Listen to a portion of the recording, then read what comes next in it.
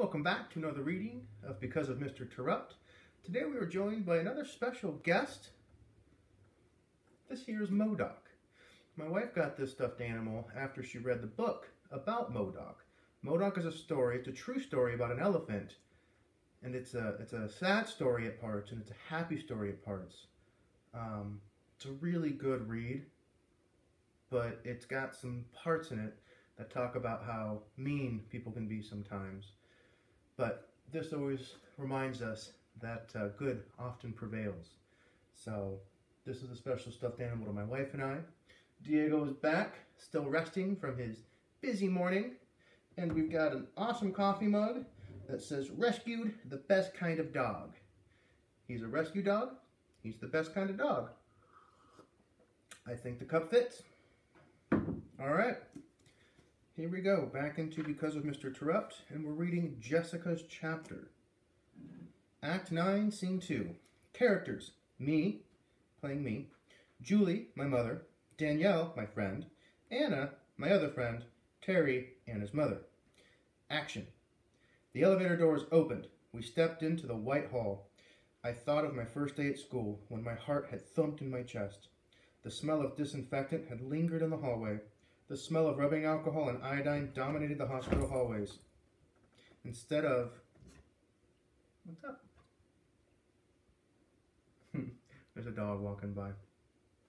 Instead of the chatter of school kids arriving after a summer vacation, the only thing I could hear was the incessant beeping of those scary machines. This was way worse than the first day of school. I swallowed. I gripped and squeezed and fidgeted with my book in my hands. Al Capone does my shirts. On that first day, Mr. Terupt had told me that he liked happy endings, so I brought him this book. I knew that he wouldn't be able to see or read it, but I wanted him to have it. Plus, having something in my hands helped me with my nerves.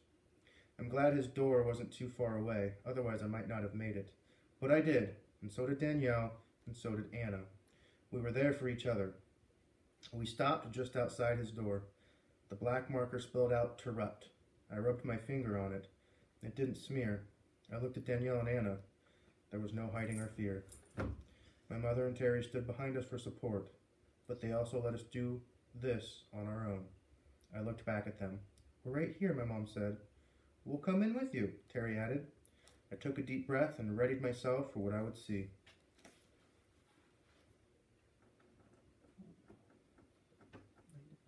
You're here for me for reading the story. Yeah. Anna's chapter. "How are you doing?" my mom asked. I shook my head. The hallway was so sad and frightening and long. Beeping and coughing and moaning noises came from everywhere. Mom placed her hand on my shoulder. "I'm here," she said. "How do you know about the dent in Charlie's truck?" I whispered. I couldn't stop thinking about it. "I'll tell you later." "Do you know him?" "Yes, I know Charlie," Mom said, but I had no idea he had a little sister. We stopped. Mr. Terupt's door was cracked open, but not enough for me to see inside. Suddenly my worries and my questions about Mom and Charlie vanished. They were quickly replaced by all of my worries for Mr. Terupt. Was I ready for this? Danielle, Jessica, and I looked at each other and did our best to prepare for what was coming next. Danielle's chapter.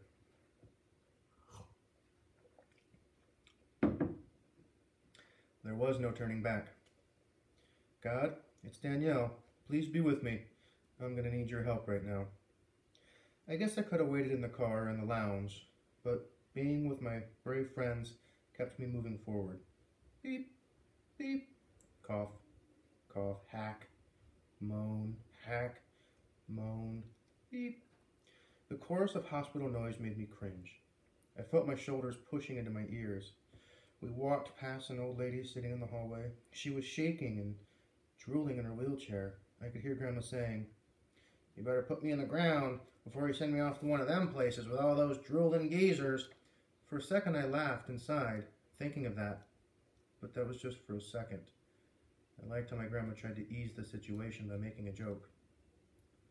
We stopped. The sign on the door said Terupt. The door was partially open, but I couldn't see inside. That's probably a good thing, because I may have run back to the car had I seen what Mr. Terupt looked like. The three of us nodded at each other silently. We were ready. Or or so we thought. This is when I'll need you the most, I thought.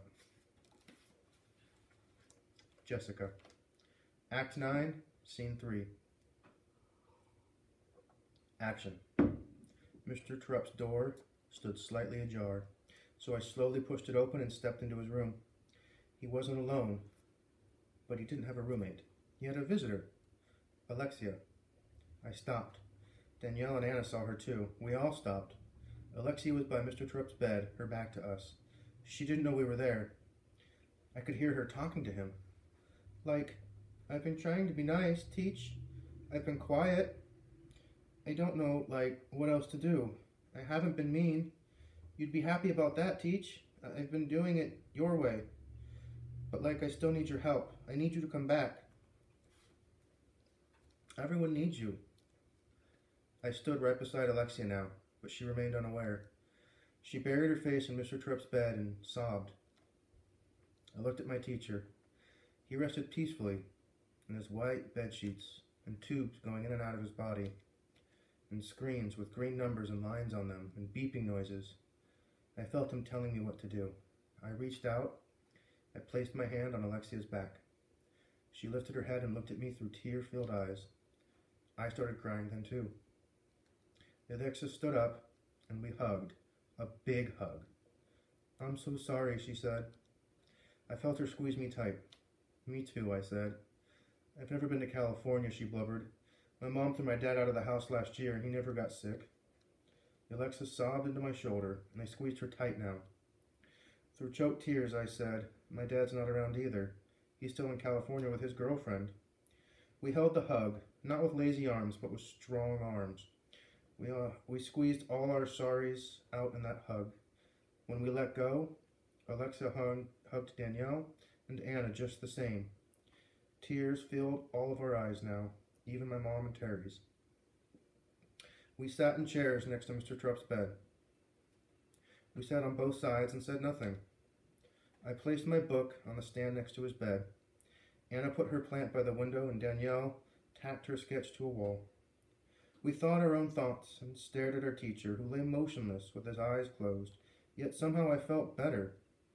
The power of Mr. Terupt, even in his coma, made something huge transpire. I felt light, like I could float. The past has been buried and we were ready to move forward. When it came to leave, I touched Mr. Terupt's hand and whispered, "Thank you." Then I walked out with my 3 friends.